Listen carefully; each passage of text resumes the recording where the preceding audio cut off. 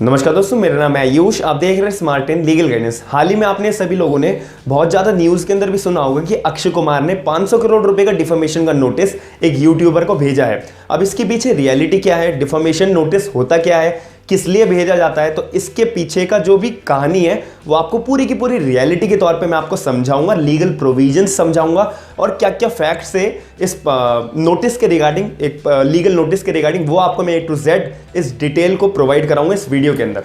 तो आइए स्टार्ट करते हैं।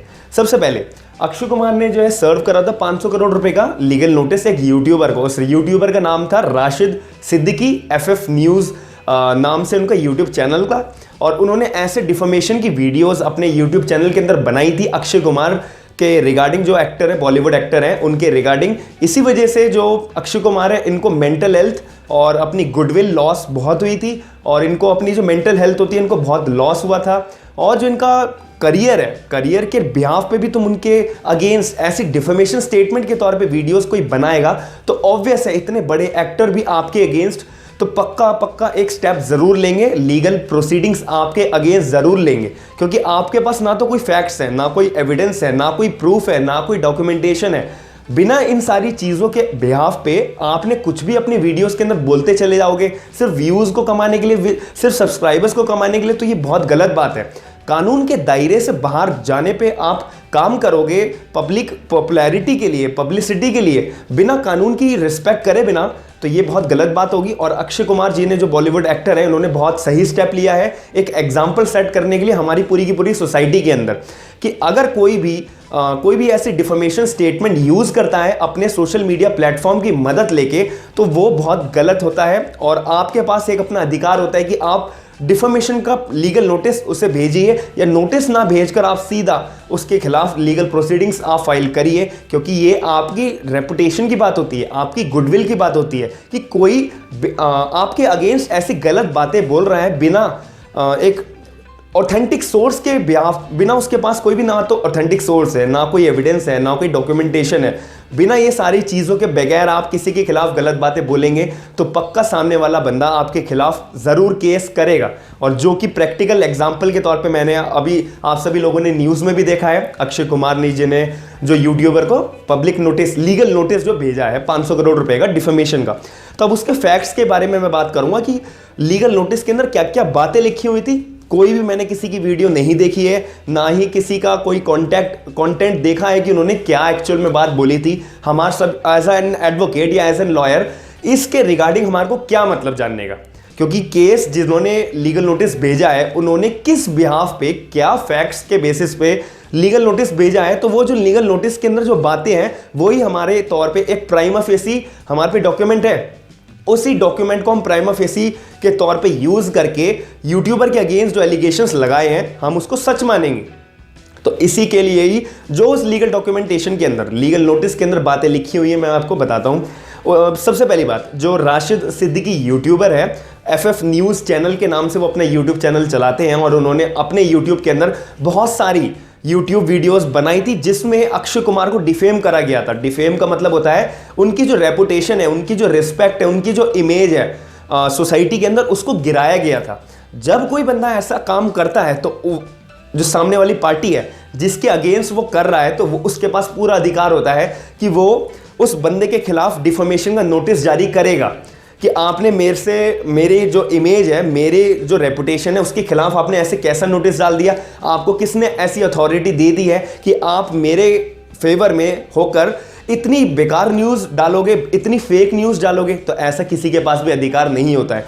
राइट टू फ्रीडम का राइट सबके पास है, लेकिन उसके अंदर भी एक्सेप्शंस होती हैं कि आपको किस दायरे के अंदर बोलना है, किस सर्कमस्टांसिस को यूज करके बोलना है, किस कंडीशन को यूज करके आपको बोलना है। ऐसा कुछ नहीं होता कि आप कुछ भी बेफिजूल की बातें बोलते चले जाओगे और सामने वाला बंदा आपके खिलाफ कोई भी केस नहीं करेगा। ऐसा कभी नहीं होता है। राइट टू फ्रीडम है, लेकिन आपको इतना भी नहीं है कि आप बिना सोचे समझे किसी को भी गालियां देते जाओ या फिर किसी को भी कुछ भी बोलते जाओ बिना कोई भी ऑथेंटिक सोर्स होने के बगैर। तो मैं आपको यही बात बता रहा हूं। तो यूट्यूबर के जो अगेंस्ट केस करा गया है, डिफॉर्मेशन का नोटिस भेजा गया है, उस पर दो बातें मैंने ढूंढी है। ढूंढने के मतलब साफ साफ लिखी हुई थी, आप सभी लोगों को पता होंगी कि making false and baseless allegations in the Sushant Singh Rajput case, death case.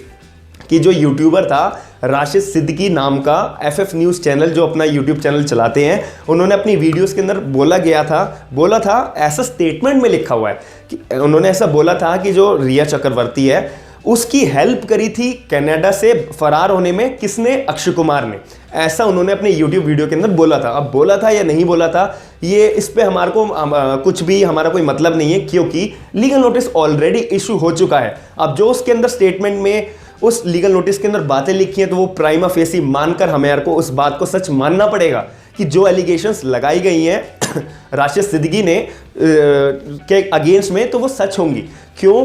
क्योंकि लीगल नोटिस इशू हो चुका है। अब जब लीगल प्रोसीडिंग्स अगर मान लो आ जाती हैं, कोर्ट के अंदर केस दर्ज हो जाता है, प्रोसीडिंग्स चलती हैं, तब एक्चुअल तौर पे प्रूव होगा कि उन्होंने ऐसी बात बोली थी या नहीं बोली थी। तो इसी वजह से लीगल नोटिस इशू हो चुका है, तो प्राइमा फेसी तौर पे हम उस बात को सच मानेंगे। दूसरी स्टेटमेंट में क्या लिखा हुआ है? अपलोडेड सेवरल डिफेमेटरी, लिबरलियस और डेरोगेटरी वीडियोस अगेंस्ट हिम, मतलब अक्षय कुमार। जो यूट्यूबर था राशिद सिद्दीकी नाम का, और जो अपना यूट्यूब चैनल आता है FF न्यूज़ के नाम से, उन्होंने बहुत सारी वीडियोस डाली है, सेवरल वीडियोस लिखा है इन्होंने अपनी नोटिस के अंदर। इसका मतलब एक से ज़्यादा वीडियोस ऑलरेडी वो डाल चुका है।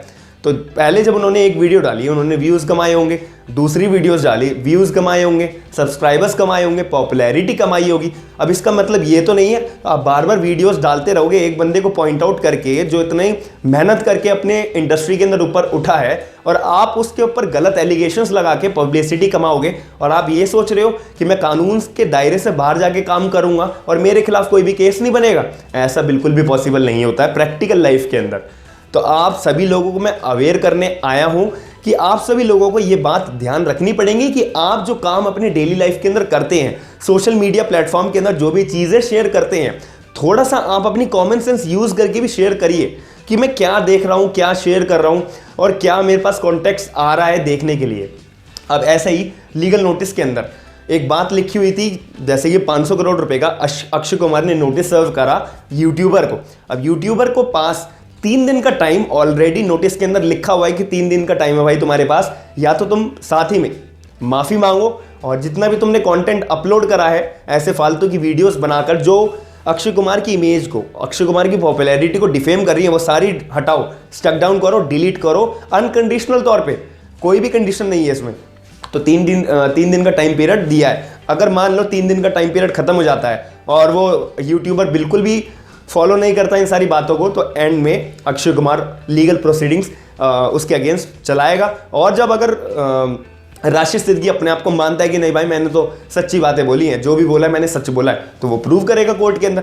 प्रूव अगर हो गया तो ठीक, नहीं हुआ तो ऑलरेडी राशिद सिद्दीकी को 500 करोड़ रुपए अक्षय कुमार को पे करने पड़ेंगे, 100% पे करने पड़ेंगे एज अ कंपनसेशन, बिल्कुल, क्योंकि डैमेजेस फेस करे हैं, लॉस फेस करा है, इमेज का लॉस फेस करा है, रेपुटेशन का लॉस फेस करा है इसी वजह से।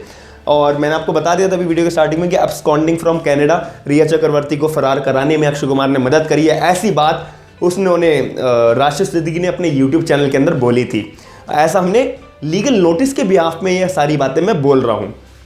और साथ ही में एक और एलिगेशन इस पर लगाया गया था, सीक्रेट मीटिंग अक्षय कुमार ने अपनी करी है मुंबई मिनिस्टर जो आदित्य ठाकरे जी हैं उनके साथ में अक्षय कुमार ने सीक्रेट मीटिंग्स बैठ के करी थी, और भी एक्सेट्रा बातें उसमें लिखी हुई है लीगल नोटिस के अंदर। लेकिन जो 2 मेन बातें हैं और जो 2 मेन फैक्ट्स हैं वो मैंने आपको पूरी वीडियो के अंदर आपको अच्छे से समझाए हैं। और जो ये लीगल नोटिस है, ये मुंबई की बहुत पॉपुलर लॉ फर्म है IC लीगल के नाम से, इन्होंने नोटिस सर्व करा है एज अ, मतलब एडवोकेट की मदद ली है, जो अक्षय कुमार के अपने एडवोकेट्स होंगे, उनकी टीम होगी, उनका यूज़ करके इन्होंने यूट्यूबर को लीगल नोटिस भेजा था डिफेमेशन के तौर पे 500 करोड़ रुपए का, जो भी यूट्यूबर ने सुशांत सिंह राजपूत का फेक एलिगेशंस अक्षय कुमार पे लगाए। तो मैं उम्मीद करता हूँ कि आपको पूरी वीडियो के अंदर एक एक डिटेल्स समझ में आई होगी। थैंक यू, धन्यवाद।